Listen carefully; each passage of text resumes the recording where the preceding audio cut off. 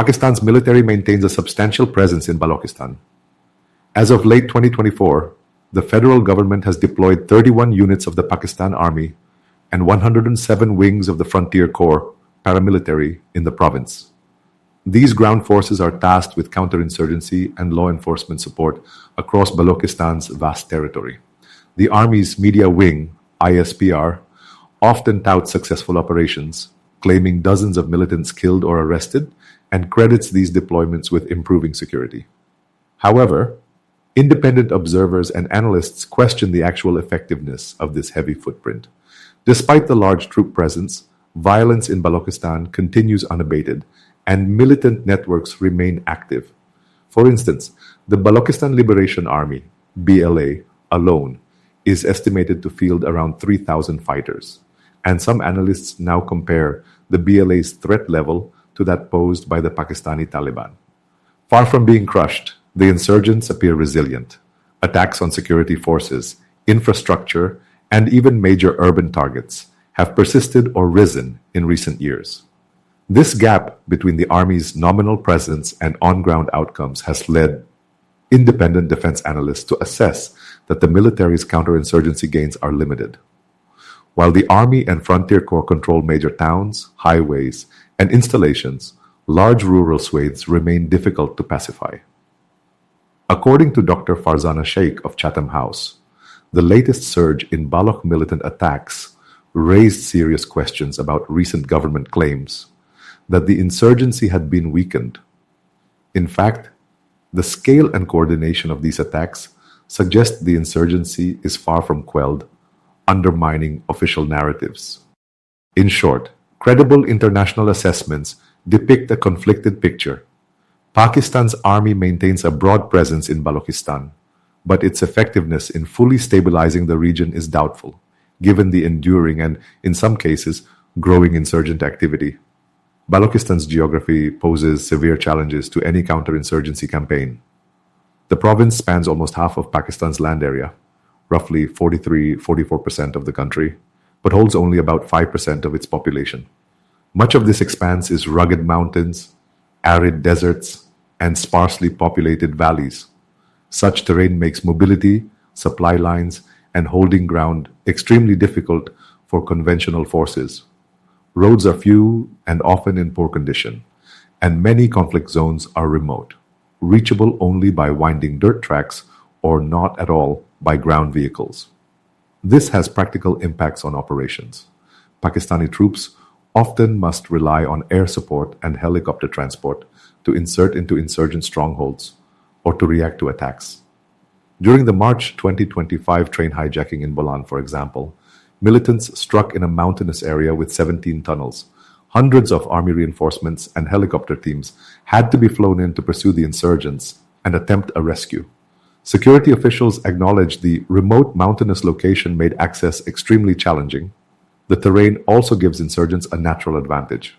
Baloch fighters are adept at taking to the hills, disappearing into extensive cave networks and highland hideouts that are difficult to assault. A Pakistani journalist noted early in the conflict that battling tribes like the Bugti and Mari on their home turf would be no tea party for the army, predicting they would melt into the hills and create another South Waziristan quagmire for Pakistan's forces. Heavy military hardware is of limited use in this environment. Tanks and armored vehicles struggle in the rough terrain and vast distances. As one analysis put it, Balochistan's landscape is a hostile environment where tanks and APCs will be less useful than in more conventional theaters. Instead, the army relies on lighter infantry, paramilitary scouts, and air power. But these too have limits given the sheer scale of territory to cover. Logistics and supply lines are another Achilles heel. With long stretches of highways cutting through uninhabited areas, military convoys are vulnerable to ambush. Baloch insurgents have frequently targeted supply convoys and rail lines to disrupt the army's operations. In February 2025, BLA guerrillas attacked a convoy of 29 trucks on the Quetta-Karachi highway, escorted by the army, killing 7 security personnel and wounding 11. The convoy was carrying copper from the Saindak mine, Militants blew up vehicles and easily escaped into the surrounding desert. This incident underscores how holding territory and ensuring secure logistics in Balochistan is a constant struggle. Insurgents can strike isolated columns or infrastructure and then vanish. Even critical projects like the railway have been repeatedly hit. Insurgents have bombed train tracks and derailed trains, knowing the difficult terrain slows any army response. Overall, Balochistan's geography, its vastness, sparse population, and difficult topography severely complicates the army's mobility and supply chains and makes it hard to establish lasting control over rural areas. There is often a stark contrast between Pakistani official statements about operations in Balochistan and independent or ground-level reports. The military's Inter-Services Public Relations, ISPR, regularly announces successful raids and clearances, typically reporting large militant body counts with minimal own casualties. Pakistani authorities portray the insurgency as under control, emphasizing metrics like militants killed, weapons seized, or insurgent surrenders. However, independent verification is scarce, since conflict areas are mostly off-limits to journalists and human rights groups. This has led to skepticism about some official claims. A recent example is the January 2025 operation in Kachi district, where the army claimed it had killed 27 Balok militants responsible for numerous attacks, with 0 soldiers lost. ISPR hailed it as a major victory, even suggesting the use of advanced Chinese-provided satellite imagery to hunt down the guerrillas. But independent assessments cast doubt on this narrative. The military did not identify any of the slain militants by name or affiliation, nor present their bodies or recovered weaponry. Local reports from Kachi told a very different story.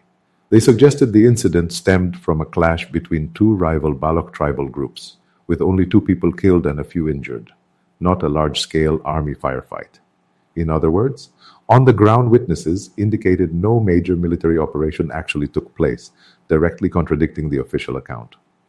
Analysts have raised the possibility that this was a fake encounter or exaggerated report intended to bolster the army's image. The Kachi episode highlights a broader pattern. International media often end up reprinting the ISPR's version of events due to lack of access, which can skew the narrative in Pakistan's favor. This gap between claims and reality is evident in other incidents. During the March 2025 train hijacking, Pakistani officials initially stated that all militants had been killed and the operation was in its final phase.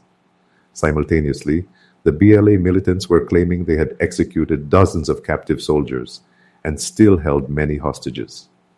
Reuters noted it could not independently verify the military's account that the site was fully secured. In fact, it became clear later that some militants were still at large, and many passengers remained unaccounted for when those statements were made. Another discrepancy is in the government's narrative that violence in Balochistan has significantly declined. Officials insist they have curbed violence, pointing to periods of relative calm. But independent data and eyewitness accounts refute this. Attacks have not abated in recent years. The Chatham House commentary in 2024 observed that closely coordinated insurgent attacks continued even as authorities claimed the insurgency's leadership was decimated. Each major attack, whether a bombing in Quetta, an ambush in Gwadar, or a raid on an outpost, calls into question the optimistic picture painted by ISPR press releases. In short, there is a credibility gap. Official statements often emphasize that Balochistan is largely normal and insurgents are on the back foot, whereas independent reports and Balok sources describe an ongoing, unresolved conflict. This makes it necessary to critically compare claims versus reality for any given operation in Balochistan. Pakistan's counterinsurgency strategy in Balochistan has centered on militarized tactics, search and destroy missions, scorched earth sweeps of rebel areas, and heavy reliance on intelligence-driven raids. The Frontier Corps and Army conduct frequent operations to capture or eliminate separatist fighters. In raw numbers, the state touts significant results. By official counts, Thousands of insurgents have either been killed or surrendered under reconciliation programs in the last decade. For example, between 2015 and 2019, over 3,000 militants reportedly laid down arms, and Pakistani authorities claim nearly 6,000 have surrendered since 2004. These figures are cited as evidence that the insurgency is dwindling. The army also highlights the elimination or arrest of high-profile militant leaders, such as the 2023 capture of BNA co-founder Gulzar Imam in a special forces operation, as successes of its counterinsurgency campaign. However, independent analysis suggests these gains have been short-lived or superficial. A detailed review by security analyst Sajid Aziz notes that each huge wave of militant surrenders or leadership decapitation has only led to a temporary lull in violence. After a pause, the insurgency has repeatedly bounced back, often in a more virulent form. In fact, despite the Pakistani state's heavy-handed approach, Balok militant attacks surged again in 2023, with over 300 attacks by separatist groups recorded that year alone. This resurgence suggests that the underlying insurgency remains robust. Analysts attribute this to the grievances and alienation that drive the conflict. The Balok militants draw support from local discontent over political marginalization and resource exploitation. Pakistan's heavily securitized approach, dealing with dissent primarily through coercion and force, may actually be fueling the insurgency's persistence. Tactics such as collective punishment of villages, aerial bombardments of rebel hideouts, and the enforced disappearances of Balok activists have bred deep resentment among the population. As a result, while the army can inflict losses on insurgent groups, it has struggled to win hearts and minds or sever the militants from local support networks. In many cases, counterinsurgency operations secure an area only temporarily. The army might clear a district or destroy a militant camp, but unless they garrison significant forces there indefinitely, which is impractical given manpower limits, insurgents often return when troops pull back to bases. This cat-and-mouse dynamic has played out in Balochistan's rugged interior for years. Even high-profile successes like the killing of senior insurgent commanders have not decisively ended the rebellion. New leaders and splinter groups emerge to continue the fight. For example, even after the Balok Republican Army, BRA, and United Balok Army, UBA, leaders surrendered or were neutralized, a new umbrella group, the Balok Nationalist Army, formed in 2022 to carry on the insurgency. The resilience of groups like the BLA and Balok Liberation Front, BLF, which have shown the ability to recruit and adapt, further undercuts the impact of Pakistan's military operations. Independent security experts therefore assess Pakistan's counterinsurgency effectiveness in Balochistan as mixed at best. The army prevents the insurgency from growing into a mass rebellion or overtly holding cities, but it has not been able to extinguish the low-intensity guerrilla war across the province. In fact, some tactics may be counterproductive. A 2006 study pointed out that the army's use of brute force failed to integrate the restive population and instead deepened Balok distrust of the state. This observation appears to hold true today as harsh military measures continue to pacify Balochistan without a political settlement, essentially treating the symptoms while the causes fester. In summary, Pakistan's counterinsurgency campaign has had tactical successes, eliminating specific militants, foiling some attacks, but strategic failures in achieving lasting peace. The insurgency's endurance and evolution indicate that military force alone has not been wholly effective in securing Balochistan. Looking at the trajectory of the Balochistan conflict over the past several years, it appears that Pakistan has struggled to achieve clear strategic gains and in some respects has lost ground. After the mid-2010s, officials in Islamabad periodically claimed the insurgency was waning, pointing to militant surrender ceremonies and reduced violence in certain periods. Indeed, by 2016, the government was trumpeting that many rebels had given up and some normalcy was returning. However, any notion that the insurgency had been defeated has been firmly dispelled by the upsurge of rebel activity from 2018 onward. Recent data and incidents paint a picture of a conflict that is intensifying rather than ending. For instance, Balok militant groups dramatically increased high-profile attacks in 2022-2025, ambushing military convoys, attacking Pakistani military bases, and even striking targets outside Balochistan. In January 2022, Balok fighters stormed a Frontier Corps checkpost in Kech district, killing at least 10 soldiers in a single battle.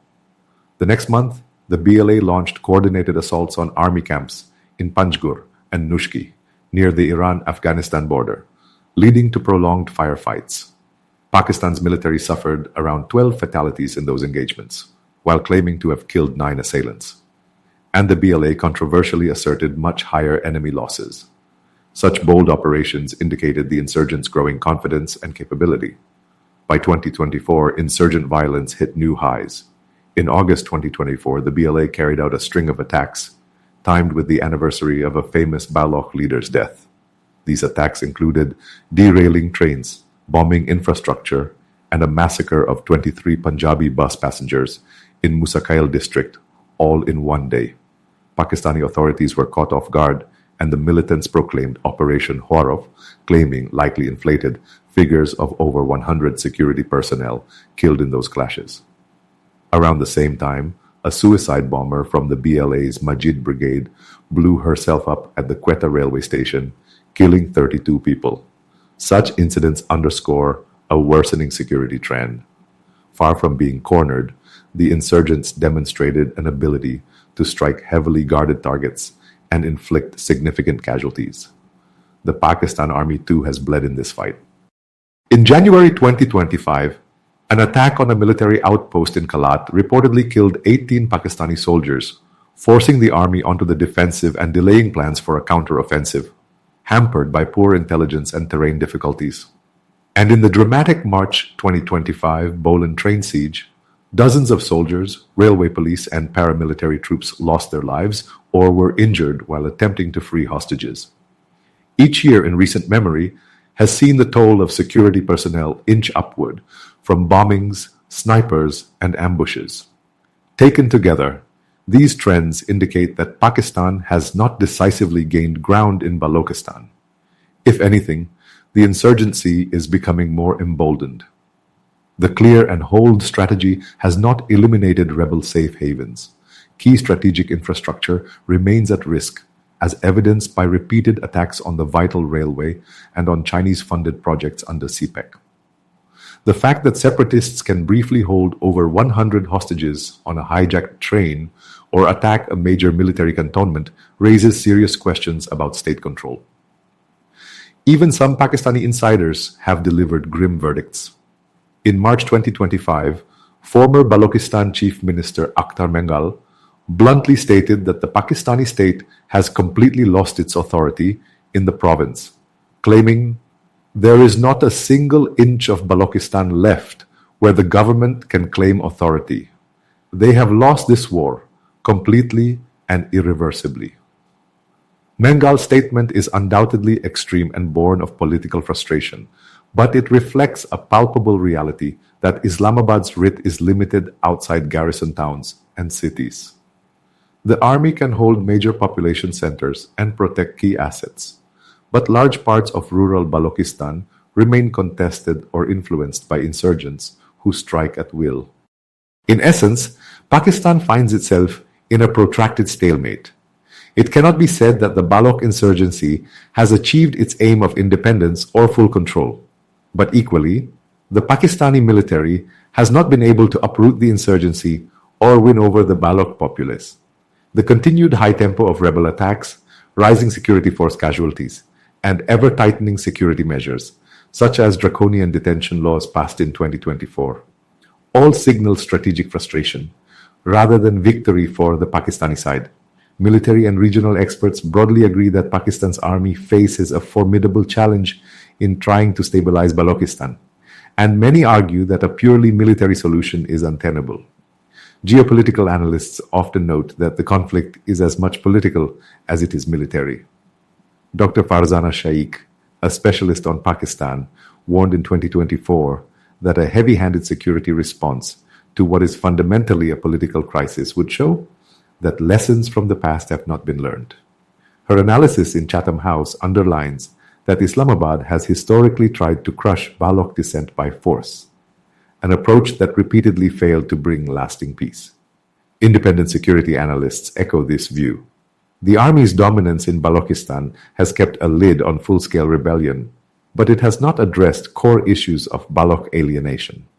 Sajid Aziz, writing for a security think tank, observed that the state's reliance on coercion and force has backfired, noting that each time the insurgency was thought to be quelled, it resurged precisely because the root grievances were left to fester. In his view, without a political outreach and economic justice for the Baloch people, the army is essentially mowing the grass. Tactical wins that don't prevent regrowth of militancy. Even some voices within Pakistan's establishment have historically been wary of the army's overreach. Journalist Ayas Amir presciently cautioned years ago that chasing Baloch rebels into the mountains would suck the army into a war that will fester and bleed Pakistan, comparing it to the difficult campaigns in Waziristan. Today's scenario seems to validate those warnings. Pakistan finds itself in a costly, long-running counterinsurgency with no clear end in sight. Human rights organizations and local activists argue that the army's harsh methods, including alleged extrajudicial killings and disappearances, have undermined its legitimacy in Balochistan. This sentiment is captured by Akhtar Mengal's condemnation of the systematic genocide of Baloch people, his words, by state forces. While that is strong rhetoric, many experts agree that without winning local trust, the military cannot truly stabilize the province. On the question of presence versus stability, experts point out that sheer troop numbers or firepower do not equate to control. The army's ability to maintain stability is limited by the factors discussed: terrain, local hostility, and the insurgents' commitment. Michael Kugelman, a South Asia analyst, has noted in commentary, paraphrased, that Pakistan can flood Balochistan with soldiers, but those troops often end up confined to fortifications, while militants operate in the shadows. This reflects the reality that the army secures what it physically occupies, cities, major roads, yet struggles to project authority in the hinterlands. Another expert, Dr. Frederick Greer, who has studied Balochistan, wrote that Pakistan's militarized approach has prevented the insurgency from outright victory, but has not succeeded in winning the peace, leaving a low-level war grinding on. Moreover, the entanglement of regional geopolitics worries strategists. Pakistani officials frequently accuse India or Afghanistan's now Taliban government of aiding Baloch rebels. True or not, this implies the army is contending with potential external sponsors of the insurgency, complicating its mission. Some regional security specialists fear Balochistan has become a zone of proxy wars, which Pakistan's army alone may find hard to navigate if foreign intelligence agencies are indeed involved. In summary, most expert opinions converge on a sobering assessment. The Pakistan army can contain the Baloch insurgency through force, but it cannot eliminate it or address its causes by force alone. The army's presence provides a degree of stability in key areas, preventing total chaos or secession, yet the province remains volatile. Analysts suggest that unless the Pakistani state complements military operations with political reconciliation, economic development, and justice for Baloch grievances, the army will be stuck in an indefinite counterinsurgency with fluctuating but persistent violence. As one commentary succinctly put it, brute force will not end Pakistan's Balochistan insurgency. Therefore, while the army retains a strong physical footprint in Balochistan, its ability to maintain long-term stability there is questionable under the current strategy. The evidence from independent reports, terrain analysis, and expert assessments all support the conclusion that Pakistan's gains in Balochistan are fragile and potentially fleeting, necessitating a rethinking of the approach beyond just ground operations.